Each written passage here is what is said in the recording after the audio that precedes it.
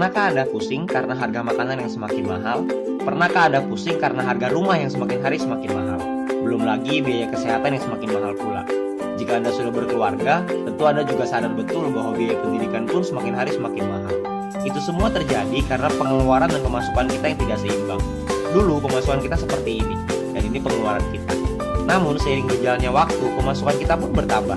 Namun kenaikan biaya pengeluaran jauh lebih tinggi dibanding pemasukan kita. Pada akhirnya pengeluaran kita lebih besar daripada pemasukan kita, dan kita pun menjadi bingung karenanya. Dan atas alasan itu pula banyak sekali terjadi demonstrasi di mana-mana untuk menurunkan harga barang pokok seperti BBM, bahan pangan, dan lain-lain.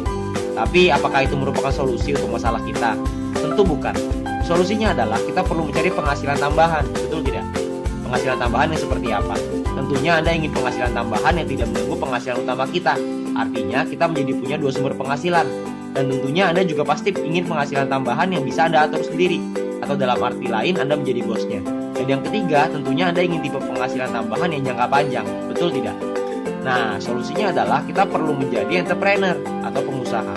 Tentunya kami percaya semua orang ingin menjadi pengusaha. Tapi seringkali kita menemukan tantangan ketika kita ingin memulai sebuah usaha. Tantangan pertama biasanya adalah tentang modal, tidak cukupnya modal yang kita punya.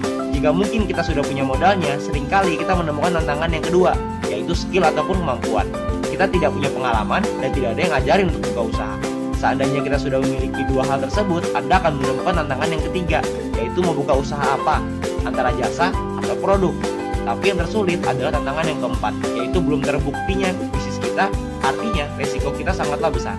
Semua uang, waktu, tenaga yang kita keluarkan bisa jadi sia-sia. Itu sangat membingungkan, bukan? Tenang, ada sebuah solusi untuk Anda, yaitu waralaba atau franchise. Bayangkan jika Anda menjadi pemilik dari salah satu merek di bawah ini.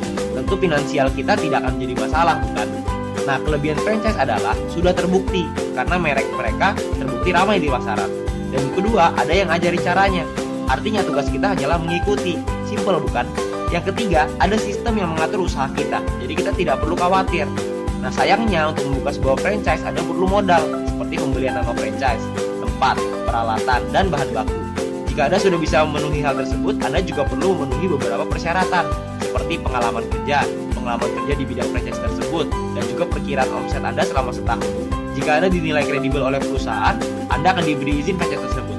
Pusing ya? Tenang, kami memiliki solusi untuk Anda. Karena beberapa tantangan ini, sebuah konsep baru lahir yang disebut dengan personal franchise. Personal franchise ini memiliki kelebihan yang sama seperti franchise, yaitu adanya sistem yang mengatur bisnis kita, ada yang ajarin untuk buat kita berhasil, dan yang paling penting sudah terbukti. Dan yang paling menarik dengan modal yang relatif lebih kecil, sehingga risiko kita pun menjadi lebih kecil. Dan yang terpenting, persyaratan yang cukup sederhana. Nah, hubungi orang yang memberikan video ini kepada Anda untuk info lebih lanjut tentang konsep ini.